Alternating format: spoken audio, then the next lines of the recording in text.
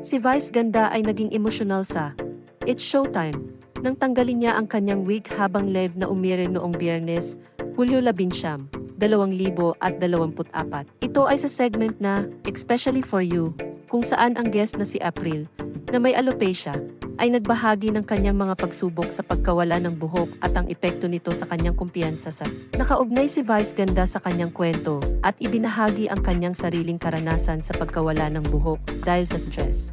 Ang tapat na pagbubunyag at suporta ni Vice Ganda kay April ay nagdulot ng damdamin sa maraming manonood. Binanggit niya na ang pagsusuot ng wig ay nagbibigay ng lakas, pag-asa, at kumpiyansa sa mga nagsusuot nito. Ayon kay Vice, "This wig gives us power. This gives us strength and hope and energy."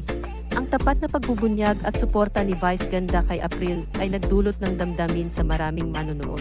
Binanggit niya na ang pagsusuot ng wig ay nagbibigay ng lakas,